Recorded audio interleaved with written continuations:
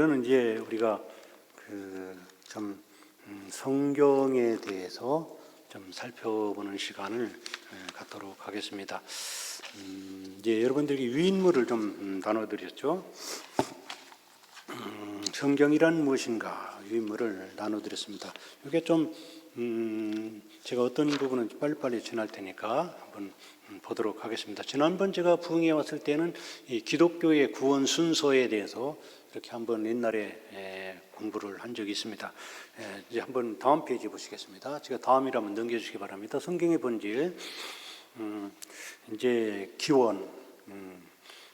기원은 이제 왜 성경이 왜 중요하냐? 이 기원이 하나님 말씀이기 때문에 중요합니다. 지나가는 나그네가 또 아니면 그 동냥하는 사람이 열심히 살아 그러면 그 말이 귀에 들어옵니까? 안 들어옵니까? 안 들어옵니다.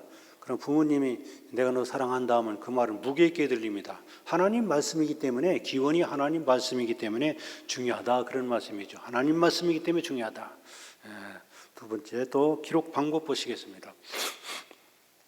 기록 방법은 성령으로 성령의 감동으로 기록됐습니다. 오늘 본문 말씀과 같죠. 그래서 이 말은 무슨 말인가? 그 종교적인 천재가 이렇게 머리를 짜내가지고 연구해서 기록한 게 아니란 겁니다. 저는 중학교 3학년 때 그때는 성경이 좀 없었는데 이제 지나가다가 성경책을 하나 주었어요. 하나님 나보고 읽으라고 그런가 보다 하고서 눈 오는 날 눈 위에 성경책이 놓여 있더라고요. 그래서 그 성경을 그대로 읽었습니다.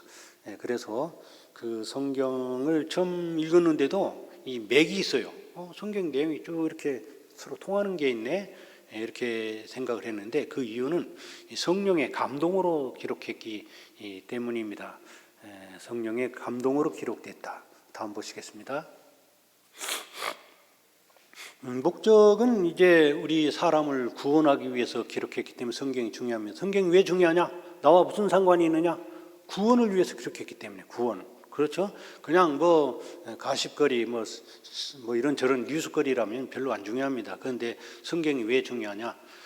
우리의 구원에 대해서 기록했기 때문에. 그래서 우리가 성경 읽을 때는 이 성경 말씀이 나의 구원에 대해서 뭐라고 말하고 있는가 하는 것을 자꾸 물어가면서 읽어야 됩니다. 예를 들어서 노아의 홍수를 읽으면 이 노아의 홍수를 통해서 하나님께서 나에게 하시는 그 구원의 말씀은 무엇인가? 이 자꾸 구원에 관해 물어봐야 돼요. 그 기록한 목적에 맞게 읽는 것이 맞습니다. 어떤 사람은 성경을 읽으면 어떻게 하면 돈 잘 벌까? 그렇게 성경을 읽으면 그거는 목적에 안 맞기 때문에 잘못 읽는 겁니다. 그러니까 이 성경을 읽을 때 이 말씀이 나의 구원에 대해서 뭐라고 말하고 있는가? 또 삭개오의 이야기를 들을 때는 이 삭개오의 이야기가 나의 구원에 대해서 뭐라고 말하고 있는가?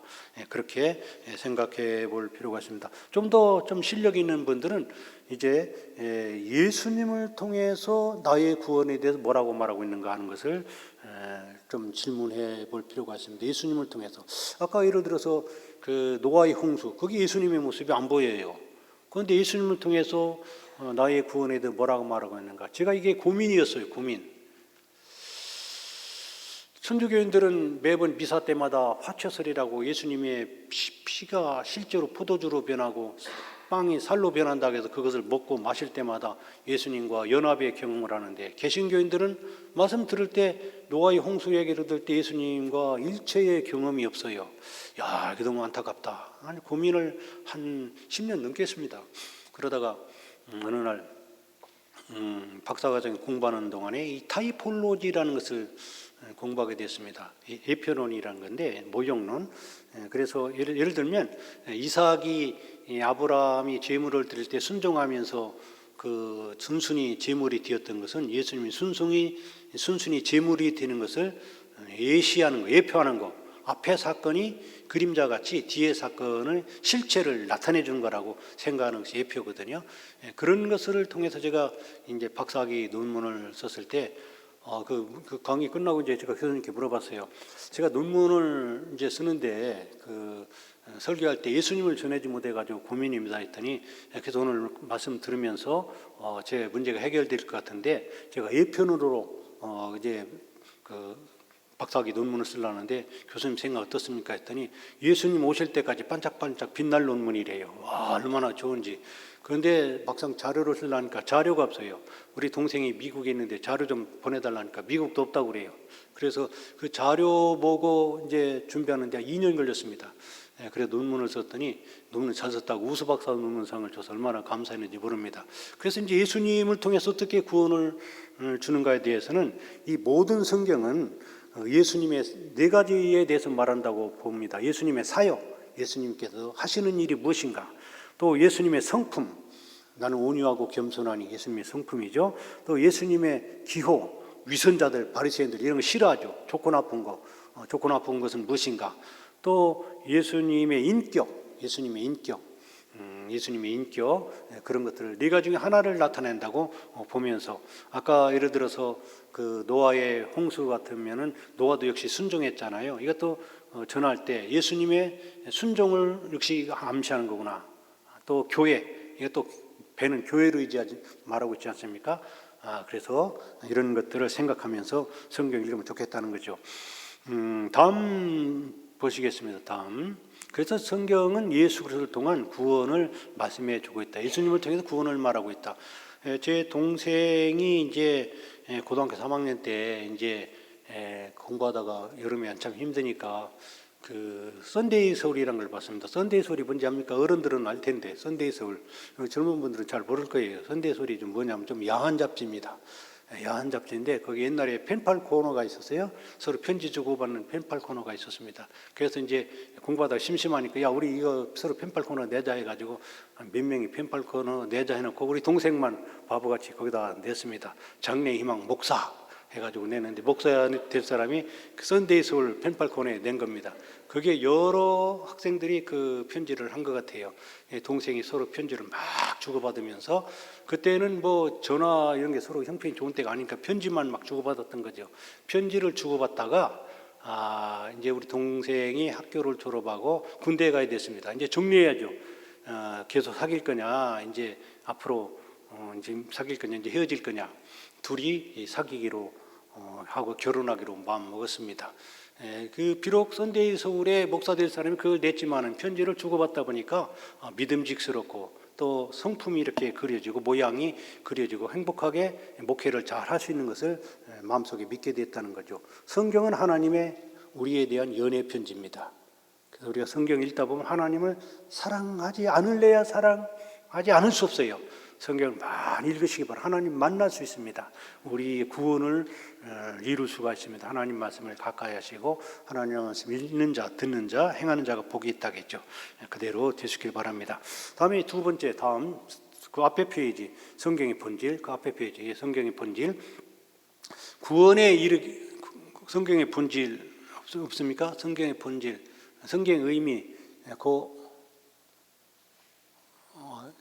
이게 성경의 중요성, 그냥 제가 읽어보겠습니다.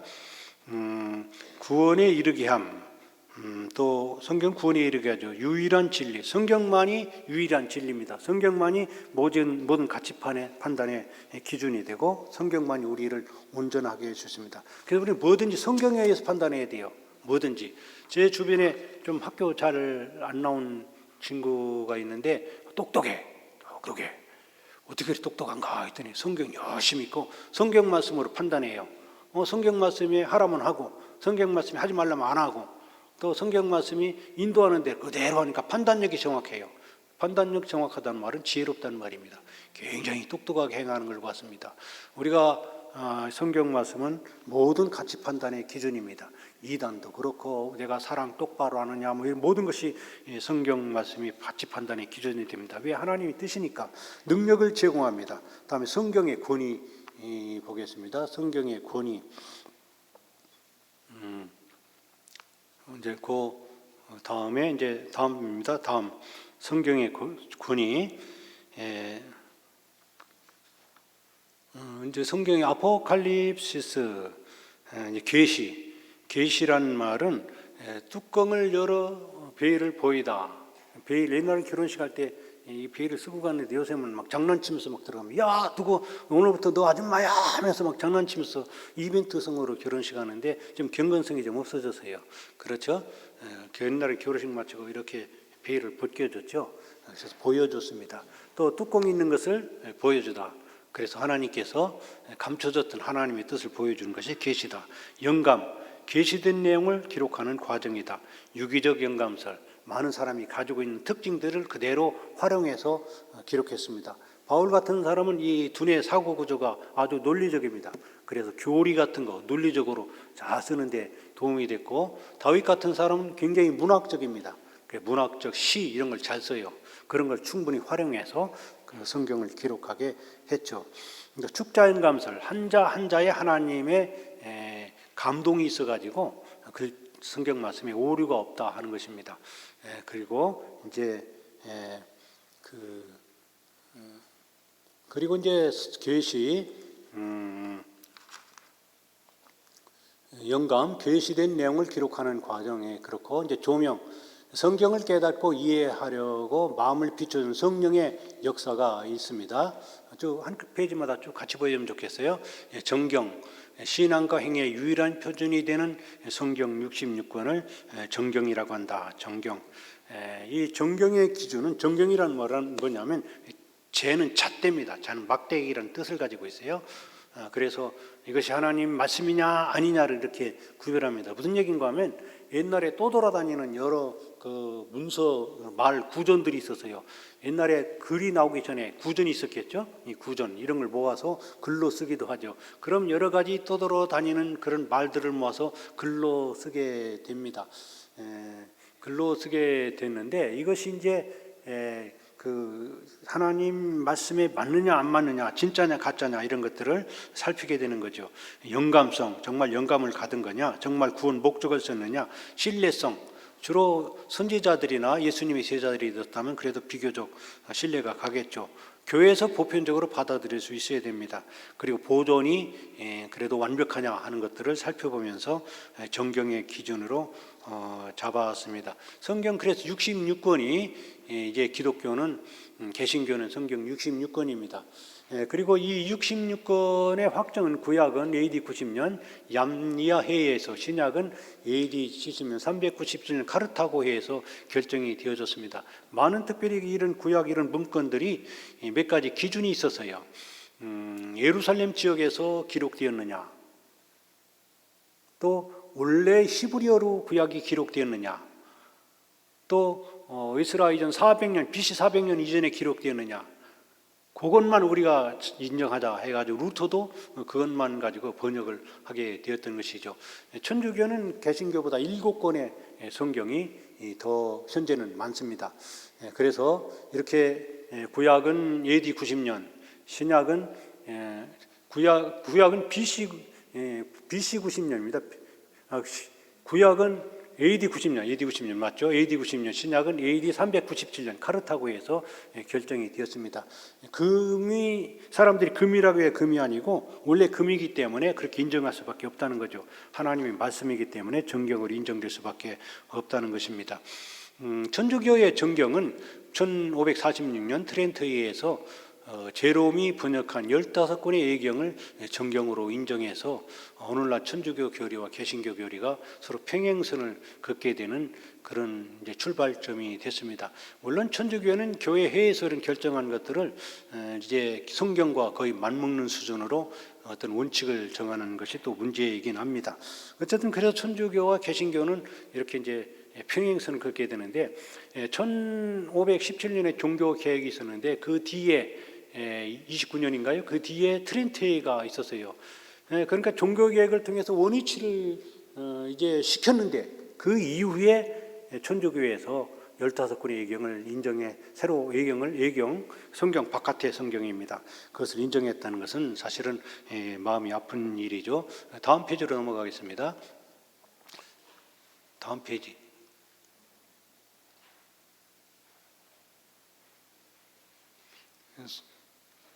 성경 다음 페이지. 자, 그러면 이제 우리 성경의 구분을 보도록 하겠습니다. 성경 구약 39권, 신약 27권, 39, 27 우리가 그렇게 말하죠. 우리 여러분이 가지고 있는 것 중에서 이제 성경 신구약 39권 신약 27권, 구약 39권 그 표가 있죠. 거기에 표가 나와 있습니다. 그래 보시면은 그 앞에 그냥 보시죠. 예. 화면 앞에 하면 그냥 여러분 보시면 거기 모세오경 이렇게 그거 좀 보여줄래요? 모세오경. 모세오경, 창세기, 출애굽기, 민수기, 신명기. 다음 역사서가 있고 시가서가 있고 예언서가 있습니다. 앞에 5권을 모세오경이다. 모세가 기록한 모세오경이다. 그렇게 보고 또 이제 예언서 이렇게 쭉 있고 이제 신약 보시겠습니다. 신약 복음서 마태, 마가, 누가, 요한복음 있고 역사서는 사도행전 하나입니다. 서신서가 있는데 바울이 서신서 13개를 이제 기록을 했습니다. 그리고 뒤에 예언서는 신약은 요한계시록 하나이죠.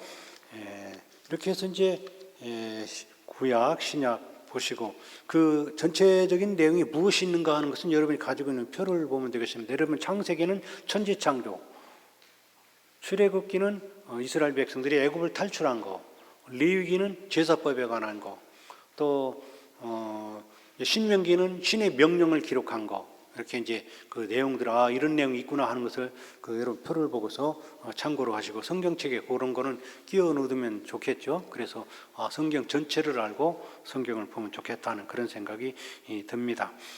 다음에 이제 그 성경의 내용을 보시겠습니다. 창조 시대는 4가지 사건이 있었습니다. 천지창조, 하나님께서 천지를 창조하신 거죠.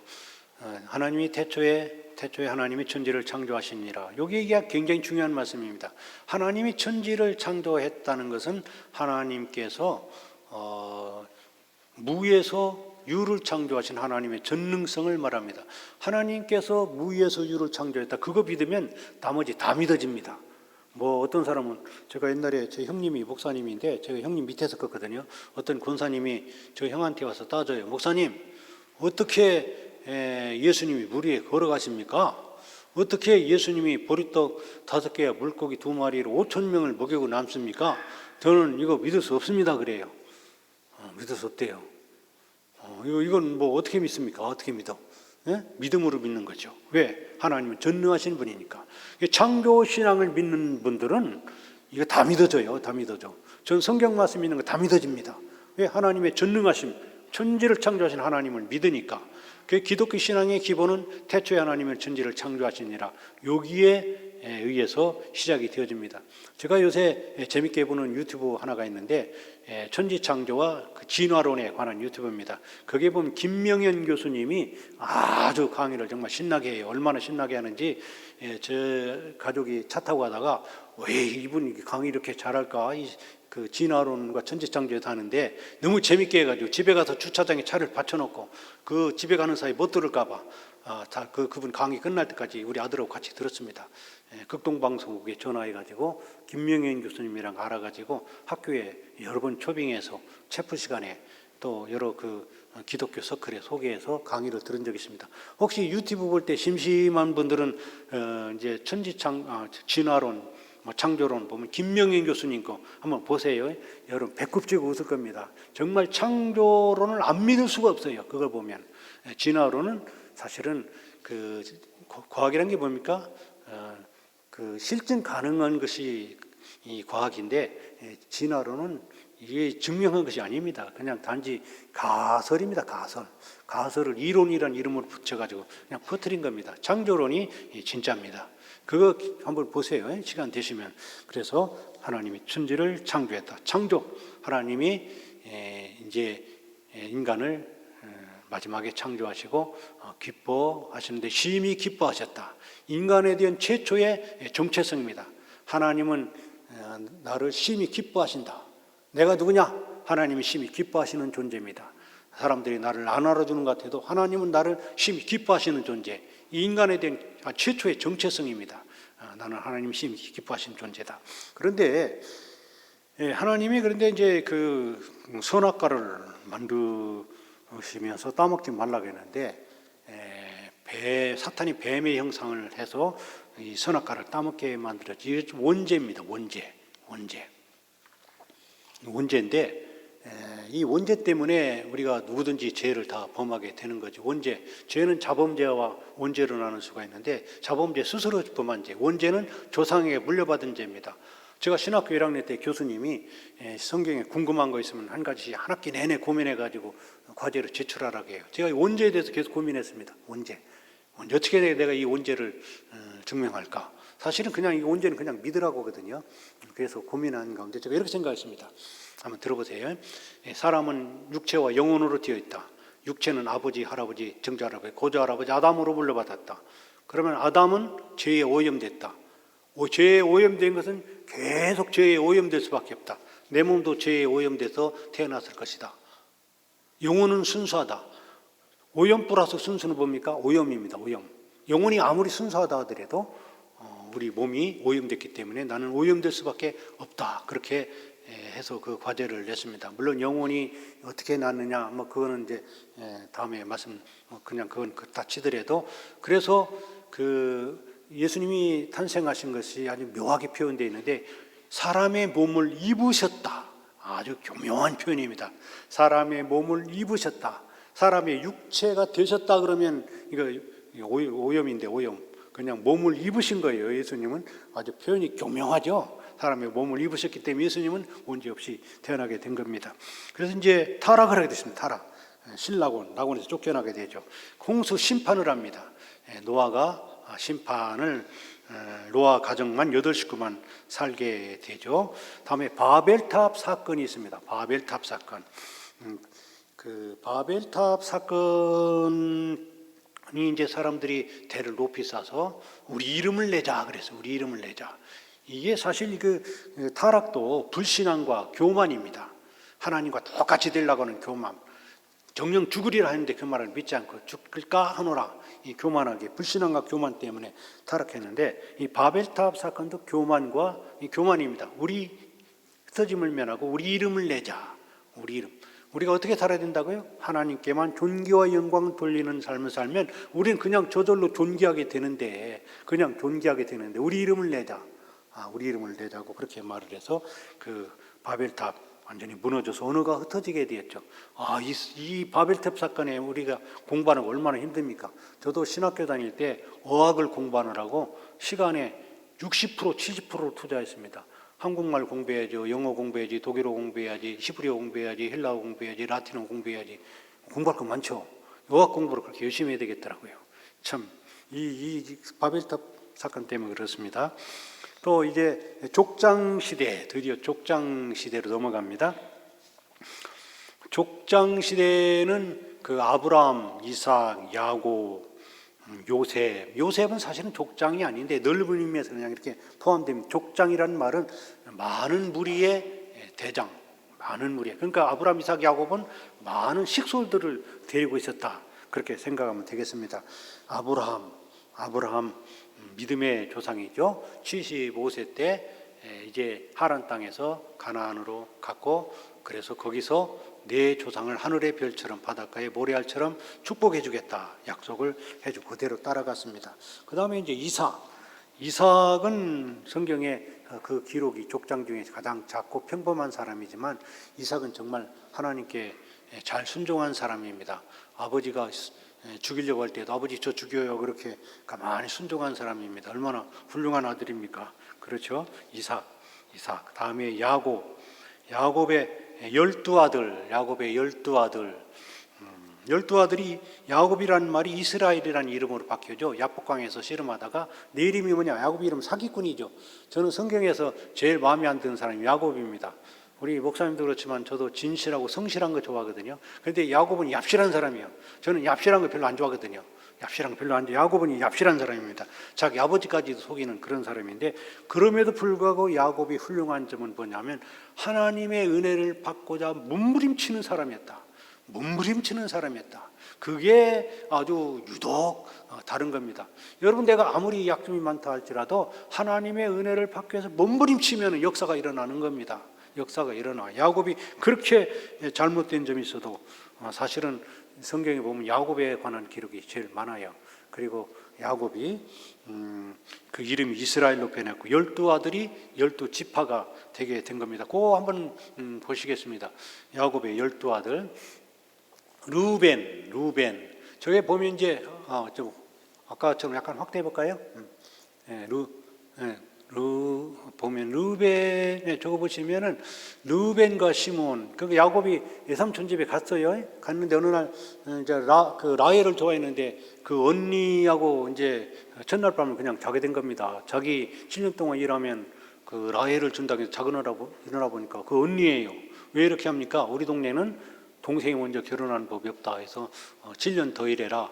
그러고서 이제 7일 지나서 그 동생까지 줬죠. 그래서 이제 그럼에도 불구하고 그 야곱은 라헬 동생을 사랑했습니다. 그래서 하나님께서 불쌍히 여기서 저 순서대로 봅니다. 루벤과 시몬, 레아를 통해서 루벤과 시몬이 탄생하게 됩니다. 그러고 나서 이제 루벤, 시몬 다음에 레위, 유다 네 명이 이렇게 레아를 통해서 쭉 태어나게 되죠. 그렇게 되니까 이제 그 라헬이 큰일 났어요. 언니가 아들 잡고 나면 남편 사랑 잃어먹을 것 같아. 안 되니까 자기 몸종 비라를 딱 줍니다. 야, 너 내 남편하고 자서 애 좀 낳아 해가지고 이제 잘 안 보입니다. 저게 뭐 단하고 납달리를 낳나요? 그렇게 됐습니다. 그렇게 되고 나니까 이제 야곱 언니도 이제 걱정입니다. 나도 내 종 줄 거야 해가지고 남편 사랑 안 뺏기려고 그 종을 주게 됩니다. 7째, 8째 그 실바가 태어나게 되죠. 그럼에도 불구하고 야곱이 라헬을 사랑하니까 하나님이 불쌍히 여겨서 레아에게 태를 열어서 저기 이살갈과 스불론을 낳게 만듭니다. 그러고 나서 이제 드디어 라헬에게서 두 아들을 낳게 만들죠. 제 이야기를 쭉 얘기하다 보면 그 순서를 알겠죠. 저건 다나가 이스요베, 저는 그렇게 외웁니다. 다나가 이스요베 12명.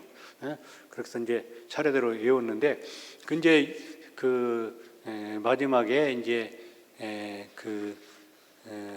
11번째가 바로 요셉입니다. 요셉. 야, 우리 어머니가 애를 굉장히 많이 낳으셨어요. 저는 태어날 때 9형제인 줄 알았어요. 눈 떠보니까 제일 큰 형이 6.25 때 전사했고 8명이 살아있어요. 야, 우리 어머니 참 많이 낳으셨다 생각했는데 대학교 가가지고 호적 등본을 뜯어보니까 아이고 3명 더 있어. 한다스 낳으셨어. 한다스. 와, 우리 키는 조그만 분 어떻게 그렇게 많이 낳는지 물어봤어요. 그랬더니 2명은 홍역 때문에 죽고 1명은 고기 먹다가 같이 찔려서 죽었대요. 옛날에 그랬는가 봅니다. 요즘은 해가지고 이비인후과 가서 뽑아내지만은 어쨌든 그래가지고 이제 3명이 죽었습니다. 그래도 제가 11번째입니다. 11번째 영 별거 아닙니다. 왜? 서열로도 꼴찌 다음이니까 이거 서열로도 힘이 없어요. 막내는 기염 부리고 사랑이라도 받지. 이건 막내 위에는 기염 부린다고 누가 기염으로 알아줍니까? 저 기염 부릴지도 모르지만은 영 별거 아닙니다. 그래도 전 11번째이기 때문에 요셉 때문에 제가 위로받고 살았습니다. 요셉, 저도 11번째거든요. 11번째. 요셉, 그렇고 마지막 베냐민입니다. 베냐민은 이제 집으로 돌아오다가 자기 라헬이 죽으면서 낳은 아들이 베냐민입니다. 베노니를 슬픔의 아들이 베냐민으로 이름이 바뀌게 되었던 거죠. 요거 한번 보시겠습니다. 빨간 줄 친 거 봅니다. 빨간색. 루벤은 왜 빨간색이냐? 루벤은 나쁜 놈입니다. 왜? 자기 아버지의 첩 비라를 범했어요. 이 나쁜 놈이죠. 있을 수 없는 일입니다. 성경에 이런 놈은 돌로 쳐 죽이라고 했어요. 진짜예요. 돌로 쳐 죽이라. 짐승 같은 놈입니다. 그러니까 루벤은 장자 대열에서 탈락합니다. 못된 짓 했으니까. 다음에 레위가 왜 중요하냐? 레위는 제사장 계열입니다. 제사장 계열. 레위는 그래서 레위기입니다. 제사장 계열. 이 제사장 계열은 땅을 받을 수가 없습니다. 땅 받을 수 없는 것을 그 몫을 요셉이 하나 더 갖습니다. 요셉 이름이 더함이에요. 하나 더 가진다고 더함이에요. 요셉은 두 몫을 가져요. 그래서 에브라임 지파, 므낫세 지파. 요셉의 아들이거든요. 에브라임 지파, 므낫세 지파가 요셉입니다. 다음에 유다는 왜 중요하냐? 예수님은 유다 계열을 통해서 탄생하셨어요. 유다 계열. 어떤 사람은 요셉인 줄 아는데 요셉이 아닙니다. 요셉은 장자의 축복을 받았어요. 따블이니까 장자의 축복을 받았고 왕권은 유다를 통해서 그 대를 이어나게 됐다. 그렇게 보시면 되겠습니다. 다음 페이지 봅니다. 다음에 이제 그 요셉의 생애를 야곱까지 하셨나요? 야곱. 요셉이 이제 요셉은 원래는 족장이 아닌데 이제 야곱의 아들이죠. 아버지의 라헬이 낳은 아들이니까 엄청 사랑했어요. 특별히 사랑하니까 형제들이 싫어했습니다. 편애하면은 형제지간이 원수가 됩니다. 그래서 아버지 심부름 시킬 때 미디안 장사한테 팔아 넘겨서 애굽에 보디발 종에 넘겨지게 되죠.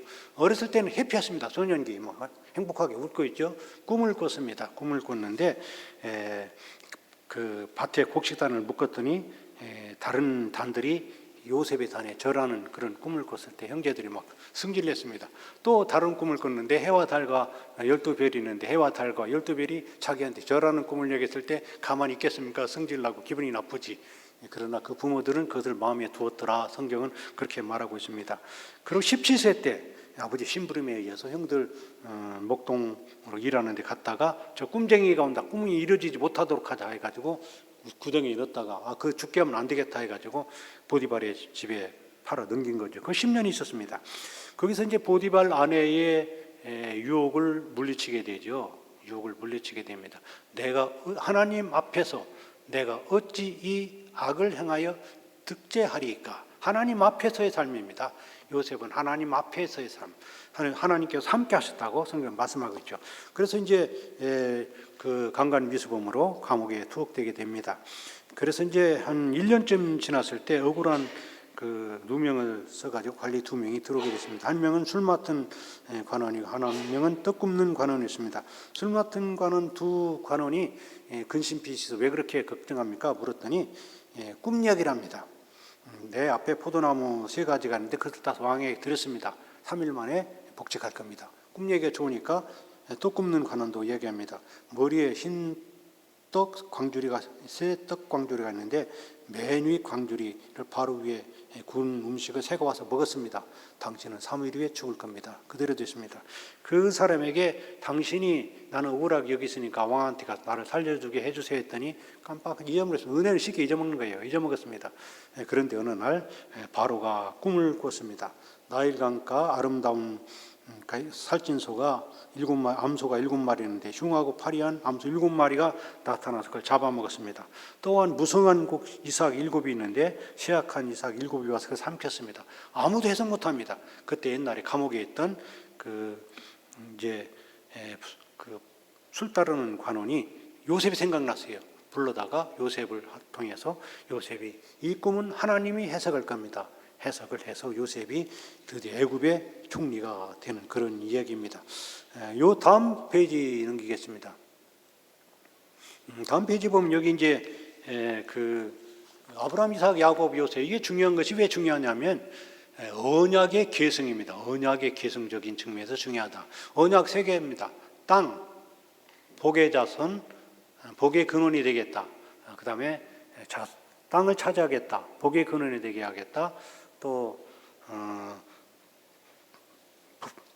번성하게 하겠다. 땅, 자손, 복의 근원, 땅, 자손, 복의 근원. 이 3가지 아브라함, 이삭, 야곱에게 똑같이 언약이 계승된다는 측면에서 족장의 의미가 중요하다. 그렇게 보면 되겠습니다. 다음 페이지로 넘어가겠습니다. 출애굽 시대로 넘어갑니다. 출애굽 시대는 이 성경에서 구원과 관련해서 제일 중요한 책 중에 구약에서 중요한 책 중에 하나는 출애굽입니다. 출애굽은 구원의 제일 탑을 유지하고 있다 이렇게 보면 되겠습니다. 왜? 거기에 구원 사건이 강하게 임하기 때문이죠. 그래서 이스라엘 백성들이 이제 요셉을 따라서 75명이 가가지고 400년 지나게 됐습니다. 요셉 있을 때는 백그라운드가 있었지만 요셉이 죽고 나서 다 노예로 전락해서 그냥 노예 생활하게 된 겁니다. 그 백성들이 하나님께 부르짖었겠죠. 그래서 하나님은 모세를 통해서 구원하게 됩니다. 모세, 궁궐에서 40년, 광야에서 40년, 지도자로서 40년 삶을 살게 됩니다.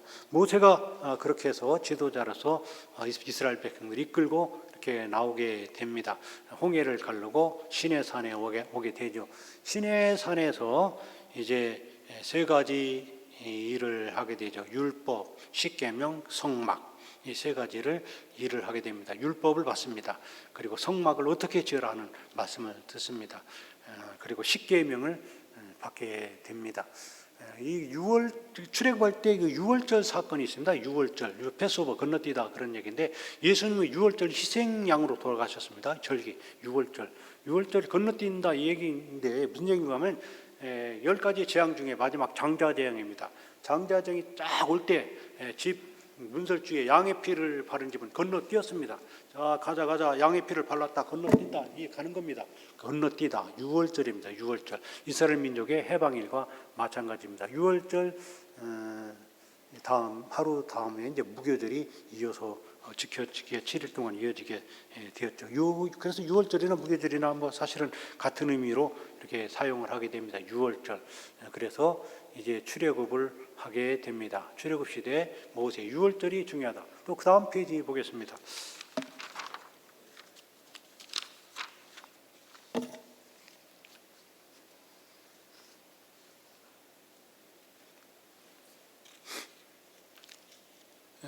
십계명을 받게 됩니다. 십계명 1계명부터 4계명까지는 우리 하나님에 관한 거, 이제 5계명부터 나머지는 사람을 위한 겁니다.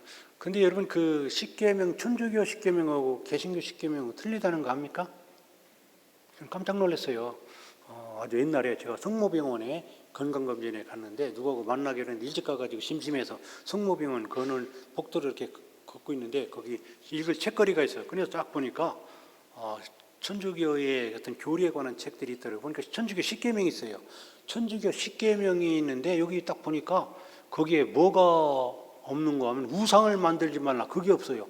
왜 없을까요? 제가 왜 없을까 생각해 봤어요. 왜 틀릴까 생각해 봤어. 천주교가 왜 없을까요? 천주교는 마리아를 우상으로 섬긴다는 얘기를 많이 들어요. 그런 얘기 안 들으려고 이 계명을 빼버렸어. 그러면 이제 제 그 다음에 빼버린 걸 어떻게 했느냐? 제 십계명 10번째 계명 내 이웃의 소유를 탐내지 말라. 요거를 둘로 나눴습니다. 다른 하나를 뭐로 나누냐면 내 이웃의 아내를 탐내지 말라. 굉장히 현실적입니다. 요새 이웃의 아내를 탐내는 사람이 얼마나 많습니까? 천주교는 굉장히 현실적이에요. 내 이웃의 아내를 탐내지 말라. 그 다음에 나머지 그 밖에 탐내지 말라. 이렇게 되어 있습니다. 그래서 그러면 어떤 게 맞을까요? 천주교께 맞을까요? 개신교께 맞을까요? 성경 읽다 보면요. 신명기 5장, 출애굽기 20장에 두 군데 십계명에 대해서 나와 있어요. 하나 끝날 때마다 동그라미 딱 있어요. 네 부모를 공경하라 동그라미, 살인하지 말라 동그라미, 간음하지 말라 동그라미, 딱딱 동그라미 하나씩 있습니다. 동그라미 하나씩 있어. 그런데 있는 거 보면 개신교 십계명이 맞습니다. 개신교 십계명이 맞아. 저 십계명 중에 제가 그래도 저는 확실히 지킨 게 살인하지 말라, 간음하지 말라. 이 두 가지는 저는 확실히 안 했습니다. 확실히 안 했어. 뭐 부모 속삭인 적 있을 거고, 또 뭐 어릴 때 모르고 도둑질한 것도 좀 있을 거고, 좀 있어요. 또 주일날 거룩하게 앉은 것도 좀 있을 거고. 근데 제가 사람은 죽인 적 없습니다. 간음한 적 없습니다. 결혼 전의 순결과 결혼 후의 순결 다 지켰습니다. 이건 하나님께서 인정하시는 거죠. 이 두 가지는 다 지켰는데, 제가 이제 한 가지 재미있는 얘기가 있습니다. 제가 교목실장으로서 그 직원 채용을 하는데 이제 면접 시험을 봅니다. 그래서 제가 물어봤어요. 그 신앙생활 얼만큼 잘하는가 하고 해서 이제 면접 질문하는 겁니다. 교회 열심히 잘 다니는데 제가 한 가지 질문 좀 드릴게요. 십계명이 있잖아요. 십계명 10가지 계명 중에서 어떤 계명이 제일 마음에 안 들어요? 물어봤습니다.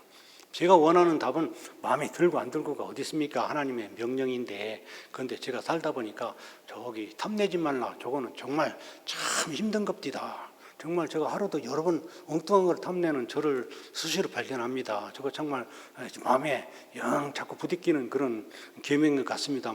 100점 딱 좋은 건데 뭐라고 대답하는지 알아요? 간음하지 말라고 마음에 안 든대. 그것도 여자분이. 제가 깜짝 놀래. 그 면접하던 사람이 전부 다 입을 벌리고 다 놀라는 겁니다. 아마 평소에 좋게 해석하면 이럴 겁니다. 평소에 신앙생활 잘하니까 저 간음하면 안 돼. 이 생각을 머릿속에 확 입력을 했을 겁니다. 그냥 막 제가 질문하니까 놀래가지고 어떻게 간음하지 말라 그거를 대답했을 거라고 좋게 해석을 합니다. 그렇죠? 그렇다고 우리가 해석이 되겠죠. 다음으로 넘깁니다. 이제 광야 시대로 가게 됩니다. 광야 시대. 광야 시대에 가면 이제 십계명, 율법, 성막, 시내산에서 율법, 십계명, 성막을 받게 됩니다. 이 세 가지가 굉장히 중요하죠.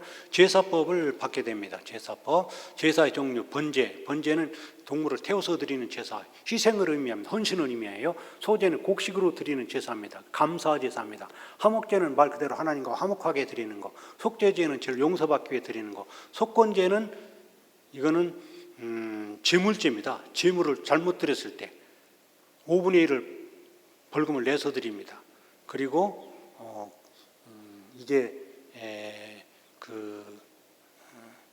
죄를 고의로 짓고 뭐 이럴 때 죄를 또 속건제가 또 해당되는 거죠. 다음에 제사 방법, 요제 흔들어서 드립니다. 전제 높이 드리는 겁니다. 거제 높이 드릴 전제는 포도주를 부어서 드리는 건데 제가 이제 목사님들한테 물어봤어요. 또 학자들한테 물어봤습니다. 왜 이 포도주라는 말이 우리는 좀 약간 기독교하고 거리가 이렇게 느껴지잖아요. 왜 거기 포도주를 붓을까? 대답이 각각인데 저는 그렇게 생각합니다. 포도주가 피를 상징한다고 봅니다. 피, 색깔이 비슷하잖아요. 그래서 피를 흘리는 것을 나타내기 위해서 포도주를 붓지 않겠나 생각해 봅니다. 화제, 불로 태워드리는 제사입니다. 다음 절기봅니다. 6월절, 아까 말한 대로 이스라엘 민족 해방일이죠. 6월절 다음 날이 무교절입니다. 어떤 사람은 똑같이 보기도 하는데 레위기에 보면 그 다음 날이 무교절이라고 분명히 나와 있습니다. 오순절 지나서 50일째 되는 날, 맥주절, 칠치절과 같은 날입니다. 수장절, 장막절 같습니다. 나팔절, 7월 10일 대속죄일 나팔 부르는 날, 또 속죄일, 부림절, 12월 13일 날 하만이 이스라엘 백성을 죽기 위해서 제비 뽑나 불은 제비 뽑다는 뜻이거든요. 수전절, 신구약 중간 시대 때에 이스라엘 백성들이 어떤 성전을 정화시킨 날, 그것을 기념합니다. 이제 정탐꾼을 파견하게 됩니다. 가네스 바네라는 곳에 왔을 때 하나님께서는 가지 말라고 우겨가지고 정탐꾼을 보냅니다. 각 지파별로 대표 한 명씩 뽑아서 12명 40일간 보내게 되죠. 갔다 왔을 때 이제 보고를 하게 되죠. 대표들이 보고하는데 10명의 정탐꾼은 부정적인 보고합니다. 그 땅은 정말 엄청 좋지만 우리는 메뚜기 같아서 도저히 안 됩니다. 우리 되돌아가야 됩니다. 막 난리를 칩니다. 그때 여호수아와 갈렙은 아닙니다. 그들의 신은 죽었고 하나님 우리 함께 계시면 우리 차지할 수 있습니다. 찾으러 갑시다. 이렇게 보고하는데 이 불신앙적인 보고와 신앙적인 보고라고 용어를 명확하게 하는 것이 좋습니다. 어떤 분들은 긍정적인 보고, 뭐 적극적인 뭐 신앙 생각 이러는데 그게 아니에요. 불신앙적인 생각, 또 신앙적인 생각 그렇게 구별하는 것이 명확하다고 볼 수가 있겠습니다. 이렇게 신앙적인 생각을 가졌던 믿음으로 보고했던 여호수아와 갈렙은 절각 구르는 땅에 갈 수가 있었지만 당시 20살 이상 남자 중에 모든 남자 다 40년 동안 거기까지 오는데 2년 됐으니까 38년 동안 다 광야를 헤매게 뺑뺑뺑뺑 돌게 됐습니다. 간 사람은 여호수아와 갈렙만 가나안 땅을 밟을 수가 있게 되었죠. 다음에 정탐꾼 파견, 다음에 신명기 보시겠습니다. 신의 명령을 기록하는 것 신명이다. 이스라엘 백성들이 이제 아까 사람들이 다 죽었고 요단강 앞에 왔습니다. 어떻게 됩니까? 율법을 잘 몰라요. 그래서 모세가 시내 산에서 하나님의 들려줬던 말을 또 한 번 전해주는 것이 신명기입니다. 또 한 번 전해주는 것이 신명이다. 그렇게 생각하면 되겠습니다. 죽었던 세대들은 이제 뭐 알았던 세대는 다 죽었으니까 새로운 세대들에게 말씀을 전해줘야 되겠죠. 다음에 이제 가나안 정복 시대입니다. 가나안 정복 시대 때는 여호수아, 모세의 몸종이었던 여호수아가 이제 모세의 뒤를 이어서 정복 전쟁을 수행하게 됩니다. 여호수아하면 정복. 여호수아는 정복을 생각하면 됩니다. 가나안 정복, 정복하고서 땅을 각 지파에게 분배를 하게 됩니다. 그런데 하나님께서는 그들을 이제 정복할 때 완전히 잘 정복하라고 했는데 그들이 사실은 잘 순종을 잘 못하게 되었습니다. 어쨌든 땅을 정복하게 됩니다. 다음 사사 시대 보겠습니다. 이 가나안 정복 시대 다음에 이제 사사 시대입니다. 이 사사 시대는 사사는 소패 팀이라 해가지고 사사는 정치, 행정, 종교, 군사, 입법 5권의 권한을 진 막강한 권한을 진 사람입니다. 이 사람들은 세습하지 않고 어떤 문제가 있을 때만 등장해서 나라를 구원해내는 그런 사람들이었습니다. 이 사사 시대 때에는 그 시대적인 배경이 자기 소견에 오른 대로 행하는 사람들이었다. 자기 소견에 오른 대로 행했다. 17장 6절하고 제일 마지막 장, 마지막 절 22장 25절에도 그렇게 말하고 있습니다. 자기 소견에 오른 대로 행하였다. 여러분, 자기 오른 대로 소견에 지 마음대로, 지 마음 꼴리는 대로 그렇게 살면 어떻게 되나요? 엉망진창되겠죠. 막 범죄, 막 난리가 나겠죠. 그럼 하나님 어떡합니까? 징계합니다. 징계하면 아이고 죽었습니다. 살려주십시오. 그러면 회개하면 그때 사사들을 통해서 구원하는데 그 사사, 그러니까 사사는 항상 있던 게 아닙니다. 사사들이 와서 이제 민족들이 주로 예세에 침입받는 것을 통해서 징계했어요. 그래서 구원을 하게 됩니다. 그래서 사사가 이렇게 쭉 있는데 이런 그 사이클이 사사기에 7번 등장한다는 겁니다. 우리들의 삶이기도 하죠. 사사, 사무엘까지 사사 있고 또 다른 사람도 사사라고 말하고 있는데 하여튼 저 정도 봅시다. 다음 페이지 보겠습니다. 그래서 여기 나온 것처럼 평안하면 범죄합니다. 범죄하면 이방 민족들을 침략을 받게 합니다. 아이고 나 살려주십시오 회개하면 그때 사사를 동원해서 이스라엘 민족을 구원해주면 또 평안해줍니다. 그러면 또 범죄하고 이것을 사사기에 7번 등장한다는 거죠. 그러니까 평안할 때는 범죄하지 않도록 정신을 바짝 차리고 깨어 기도하는 것이 필요하겠죠. 징계를 받을 때는 얼른 우리가 회개할 필요가 있겠죠. 사사 다음 넘겨봅니다. 다음 페이지. 사사 중에 그 몇 명 봤으면 좋겠는데 그냥 넘어가겠습니다. 그 중에서 우리가 잘 아는 입다 같은 사람, 입이 싼 사람입니다. 입이 싸다. 외우기 쉽죠? 입이 싸. 그 암몬과 싸움하는데 내가 전쟁에서 이기면 제일 먼저 오는 사람 바치겠습니다. 자기 딸이 제일 먼저 아버지 전쟁에 이기고 오니까 쫓아나왔어요. 어떡합니까? 소원을 먼저 해서 딸을 바치게 되죠. 또 기드온, 또 삼손, 이런 사람도 우리 유명한 그런 사사들이 있죠. 다음에 이제 다음 페이지입니다. 다음에 사사 시대 넘어서 그 다음에 다음 페이지 통일왕국 시대 사울 왕, 다윗 왕, 솔로몬 왕. 우리가 이스라엘 하면 대단한 것 같지만은 사실은 세 왕 때만 통일왕국이었어요. 사울 왕, 다윗 왕, 솔로몬 왕. 사울 왕은 처음엔 겸손했습니다. 그러나 나중에 불순종했죠. 크게 불순종 2개 있는데 뭐냐면 사무엘이 오지안에서 자기가 번제를 드린 거, 또 한 번은 아말렉을 다 멸절하라 했는데 아말렉 왕을 생포하고 재물을 탈취한 거, 그 변명한 것이 한 5개 되는데 그거에 대해서는 제가 말씀을 드리지 않겠습니다. 다음에 이제 다윗 왕, 우리가 아침에도 공부하고 있어요. 다윗 한참 많이 보고 있죠. 다윗 왕은 왜 중요하죠? 다윗 왕은 메시아의 표상입니다. 메시아의 표상. 그리고 다윗 왕, 그리고 가장 신성 국가를 이뤘던 그런 다윗입니다. 그래서 성경에 보면 다윗의 길로 행하여 이런 말들이 많이 나오고 있죠. 어떤 왕들의 모델입니다. 왕들의 모델. 다음에 솔로몬 왕은 지혜의 왕, 최고 번영을 넣고 그러나 우상을 숭배했습니다. 왜 우상을 숭배했느냐? 솔로몬은 정략적인 문제를 위해서 이방 여자들하고 결혼했습니다. 솔로몬 아내가 몇 명? 1000명입니다. 1000명. 700명이 본빈, 300명이 첩입니다. 어떻게 그 이름 다 외울까? 머리가 좋으니까 여기겠죠. 어쨌든 그래가지고 아내가 1000명입니다. 여러분 결혼하면 그냥 몸뚱아리가 만나는 게 아닙니다. 거기에 지식, 가문, 질병까지도 함께 나누고 종교까지 함께 나누는 게 결혼입니다. 그래서 결혼 잘해야 됩니다. 결혼 잘해야 돼요. 그래서 이제 그 여자들이 솔로몬을 자꾸 꼬시는 겁니다. 유혹하는 겁니다. 그래서 솔로몬은 나중에 우상 제단을 만들고 또 그들을 섬기게 하고 자기도 섬기게 됐습니다. 하나님이 징계를 내리게 됩니다. 징계, 나라가 나눠지게 만드는 겁니다. 그래서 BC 931년 나라가 이스라엘과 남유다로 나눠지게 됩니다. 이렇게 먼저 요거 개략적인 것부터 봅시다. 이스라엘의 첫 번째 여로보암 왕입니다. 솔로몬의 신하였다가 애굽에 피신했다가 돌아왔죠. 그러다가 BC 721년에 아수르 제국에 의하여 멸망하게 됩니다. 아수르 제국의 정책은 민족 혼합 정책입니다. 그냥 정복한 민족들을 그냥 뺑뺑이 막 뒤섞어 놓습니다. 그러니까 어떻게 되나요? 종교가 혼합되고 피가 섞이게 되는 거죠. 그렇게 되니까 이제 남쪽 유다 사람들과 사이가 안 좋아져요.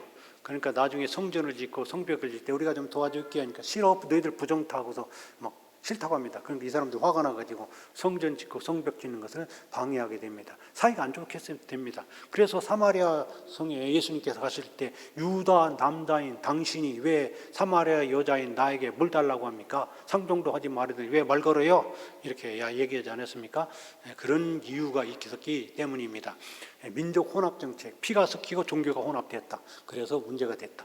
남쪽 유다는 솔로몬의 아들이 이제 이어서 나중에 BC 586년 바벨론에 의해서 이제 멸망을 하게 됩니다.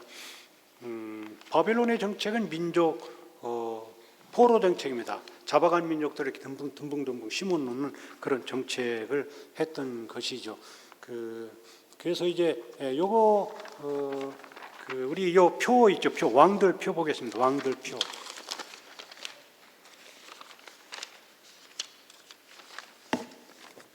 왕들 표가 북이스라엘의 그 19명, 남유다의 20명입니다.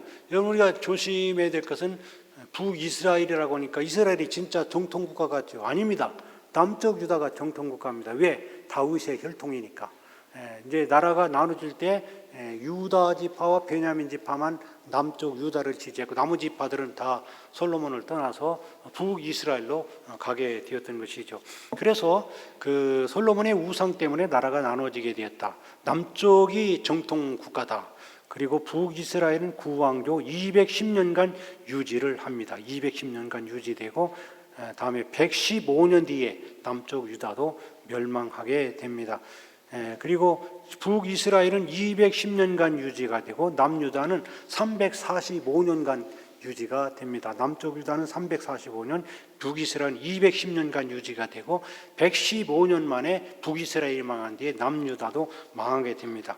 북이스라엘의 큰 특징 중에 하나는 모두 다 하나님을 떠난 왕이 있어요. 모두 다 하나님을 떠났어요. 19명 몽땅 다 하나님을 떠났어요. 그 이유가 뭔지 압니까? 첫 번째 왕 여로보암 1세 때문입니다. 여로보암 1세가 딱 이제 북이스라엘 10지파를 딱 차지하고 났는데 절기 때만 되면 자꾸 예루살렘 가서 예배 드리려고 하거든요. 이러다가 내 민족도 다 뺏기겠다 싶어가지고 깨를 냈습니다. 4가지 잘못했습니다. 절기를 바꿨어요. 절기를 어떻게 바꿨냐면 7월 15일 절기 8월 15일로 절기를 바꿨습니다.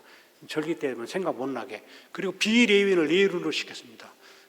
제사 드리겠습니다. 금송아지를 섬기게 만들었고 베델과 단에 제단을 만들었습니다. 중앙성소 예루살렘만 있어야 되는데 그런 4가지 잘못을 저질렀고 우리 성경 읽다가 여로보암의 길로 행하였더라. 여로보암의 길로 행했더라. 이런 4가지 잘못, 특별히 우상 숭배를 했다. 그렇게 우리가 쉽게 이해하면 되겠습니다. 그리고 북유다 중에 그 7번 아합을 봅시다. 아합, 북이스라엘 왕 중에 제일 나쁜 왕입니다. 이 아합이 왜 나쁜가 하면 베니기의 딸 이세벨이라는 여자를 자기 아내로 삼았기 때문입니다. 그리고 우리가 갈멜산 엘리야 할 때 이 아합 왕입니다. 그리고 또 이제 이렇게 해서 이제 해가지고 제일 나쁜 왕인데 다음에 이제 북이스라엘은 그래서 아수르 왕 살만에셀에게 망하게 잡혀가게 됩니다. 호세아가 잡혀가게 됩니다. 그리고 남유다를 보겠습니다. 남유다 르호보암 원로들의 말을 안 들어서 10지파가 떠나게 되었고 여호사밧 여기 3번 아사왕, 4번 여호사밧 또 그 13번 히스기야 왕, 16번 요시야 왕, 이 4명이 그래도 좀 신앙생활 잘한 사람입니다. 다시 한번 3번 아사왕, 4번 여호사밧 왕, 그리고 13번 히스기야 왕, 16번 요시야 왕, 이렇게 이런 사람들이 신앙생활 잘한 사람들입니다. 이 북이스라엘은 이제 바벨론 왕 느부갓네살에 의해서 이제 잡혀가게 됨으로써 성전이 무너지게 되고 성전의 기물들이 이제 바벨론에 가게 되는 것이죠. 이 중에서 우리가 특별히 봐야 될 사람이 있습니다. 여호사밧 왕이 참 좋은 왕인데 잘못한 게 뭐냐면 자기 아들의 와이프를 여기 그 오른쪽에는 아합의 딸 아달랴와 결혼시켜 버렸어요. 이게 됩니까 안 됩니까? 이래서 이게 문제가 된 겁니다. 바알 숭배가 이래서 들어오게 되어버렸어요. 그래서 이 아달랴가 얼마나 나쁜 여자인가 하면 성경에 5대 악녀 중에 한 명인데 이런 그 아달랴, 이세벨, 들릴라 이세벨, 여기 엄마와 딸이 다 나쁜 5대 악녀에 속합니다. 이세벨, 아델리아, 솔로몬, 누굽니까? 삼손의 아내 드릴라, 세레스, 하만의 아내 세레스, 다음에 헤로디아, 헤롯의 누굽니까? 세례요한에 먹으려고 했던 헤로디아, 요런 사람 나쁜 여자인데, 이 아달랴가 왜 나쁜 거 하면 자기가 왕권을 쥐고 자기 마음대로 흔들리기 위해 자기 아들까지도 죽여버리는 아주 못된 여자입니다. 그 중에 한 명 겨우 살아서 나오는 아들이 요아스입니다. 요아스는 겨우 살아서 목숨을 건졌다가 여호야다 제사장이 나중에 왕위를 세워가지고 다시 왕이 되게 되는 것이죠. 그래서 이제 우리가 히스기야 왕 가장 선한 왕이었다. 이런 몇 명의 왕을 보고서 그냥 넘어가겠습니다. 요거 넘어갑니다. 다음 페이지를 보시겠습니다. 그리고 요거 있지 않습니까? 요거 그냥 성경책에 이렇게 꼽아놓으시고 이제 열왕기상하, 역대상하를 보실 때 요거를 이렇게 참고로 보면서 공부하면 이해가 더 빨라지겠죠. 그리고 여러분 여기다 기록해도 나머지 상 기록해도 되고, 열왕기상하, 역대상하 왕들 볼 때 보시면 좋겠습니다. 다음 페이지, 이 포로 시대, 드디어 이제 포로로 잡혀가게 됩니다. 1차 포로, 이제 포로 3차 해결 605년, 597년, 506년에 의해서 포로로 이렇게 잡혀가게 됩니다. 다음 보시겠습니다. 포로 시대 잠깐 위에 포로로 되면 성전이 파괴됩니다. 그때부터 성전 지어질 때까지 70년입니다. 70년 동안 포로 생활한다는 것이죠. 다음 페이지. 그래서 그때 1차 포로, 2차, 3차 포로로 이렇게 잡혀가게 되고, 에스겔이 2차 때 잡혀가게 되고, 다니엘은 1차 때 잡혀가게 되고, 3차 때 예루살렘 성이 무너지고 성전이 파괴되고 고관들이 포로로 잡혀가게 됩니다. 다음 페이지 보겠습니다. 포로 시대에 성전이 파괴되고, 다음에 538년 이제 고레스, 페르시아의 초대왕 고레스 왕에 의해서 기환을 하게 되면서 이제 성전을 재건을 하게 됩니다. 이제 넘어가겠습니다. 포로 시대 넘어가고, 여기 보면 이제 우리 성경에 에스라는 성전 재건에 대해서, 제가 오늘 저녁에 에스라에 대해서 같이 합니다. 이 성전 재건에 대해서, 느헤미야는 성벽 재건에 대해서, 무너진 성벽을 와서 재건하는 겁니다. 에스라는 무너진 성전을 짓고, 느헤미야는 무너진 성벽을 지킵니다. 탁월한 리더십에 의해서 52일 만에 성벽을 재건하게 되는 것이죠. 다음을 보겠습니다. 다음 페이지. 그래서 이제 포로 시대 때 성벽을 재건합니다. 신구약 중간 시대로 넘어가겠습니다. 신구약 중간 시대.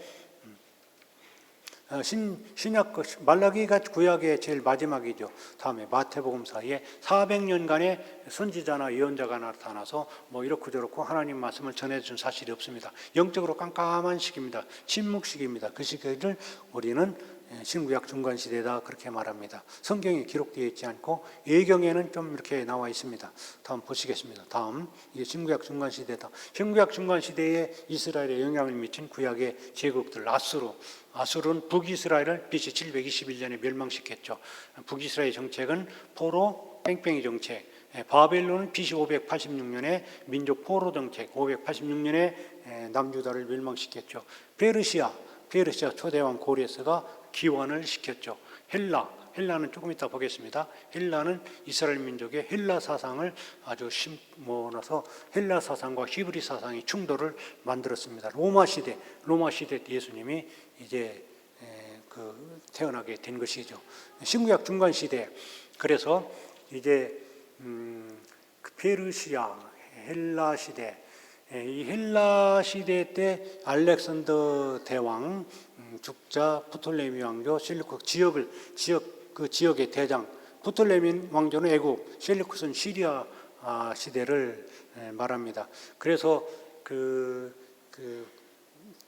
프톨레미 애굽은 이스라엘의 우호적이었습니다. 그래서 알렉산드리아의 72역 성경도 번역할 수 있도록 그렇게 도와주게 되는데, 이 시리아의 왕조 셀루쿠스 왕조는 이스라엘에 아주 박대렸습니다. 성전에서 돼지피로 제사를 드리게 만들고, 그리고 필사를 못하게 멀고 안식을 폐지하고 거기에 제우스 신상을 갖다 놓고 아주 박해를 했습니다.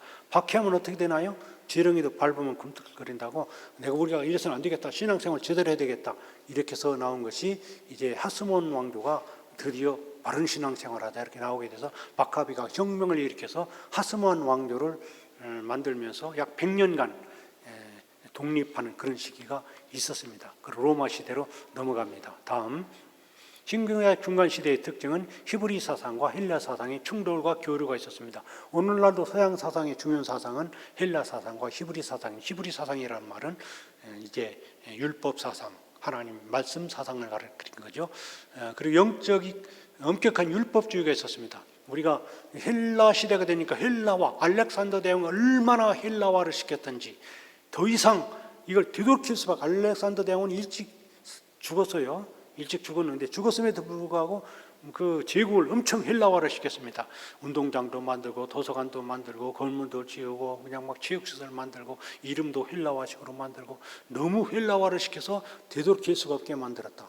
어떤 정권들도 그런 정권들도 있죠. 다시 되돌리지 않고 쐐기 받고 못 박으려고 하는 그런 사람들도 있죠. 이 헬라 알렉산더 대왕이 그렇게 했다는 겁니다.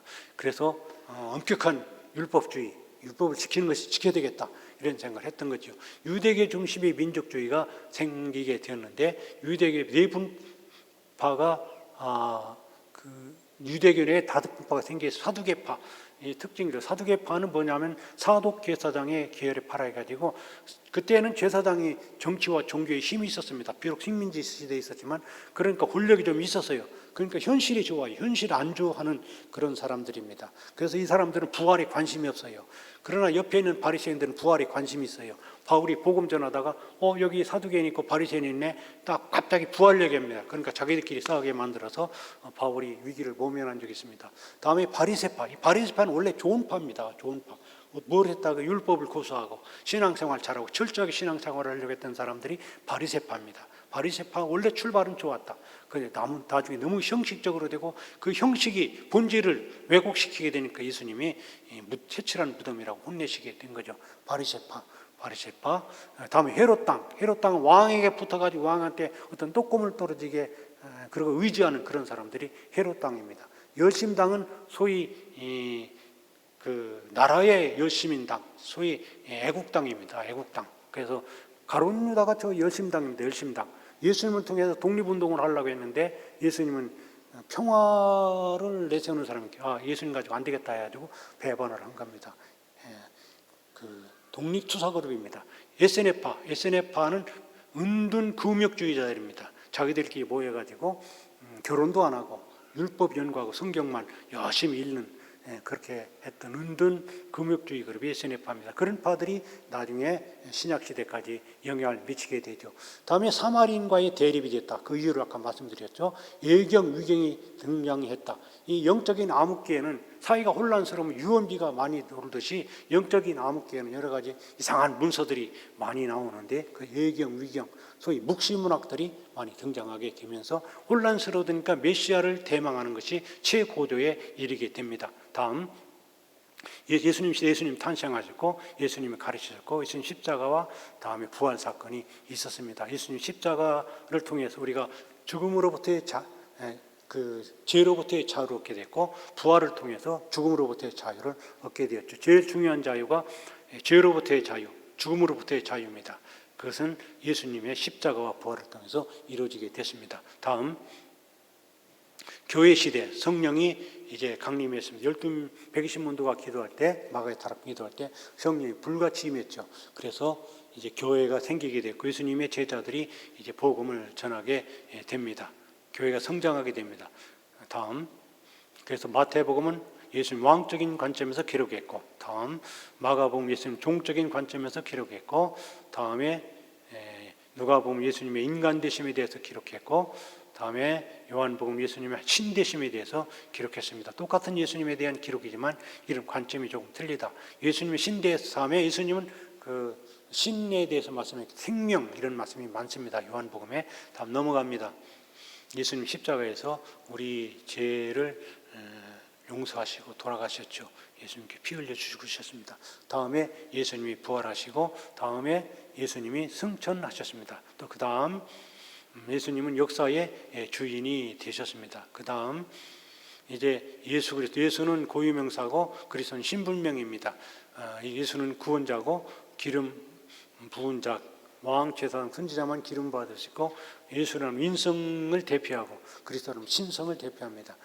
예수님은 죄를 책임지고 죄 해결은 그리스도란 신적인 존재만이 죄를 해결할 수가 있습니다. 넘어갑니다. 교회 시대 성령 강림 아까 했고 그 다음 그러니까 성령이 뜨거운 불 받는 모습입니다. 그 다음 교회 성장, 사도행전 교회 성장을 가르쳐 주고 있습니다. 그 다음 사도 바울이 복음을 전도 1차, 2차, 3차, 4차 복음을 전도하는 그런 과정을 안디옥을 중심으로 해서 예루살렘 안디옥을 중심으로 해서 나타나 있습니다. 그 다음 요한계시록은 앞으로 될 일을 기록했습니다. 에베소 앞에 있는 발모섬에서 기록했죠. 예수님께서 직접 말씀하신 걸 기록했고 AD 90년경에 기록했습니다. 다음 처음 3장은 7교회, 4장부터 19장은 나쁜 소식, 20부터 22장은 좋은 소식입니다. 여러분 힘들고 어려울 때 요한계시록 20장, 21장, 22장 3장 열심히 읽으면 하나님 나라가 보일 겁니다.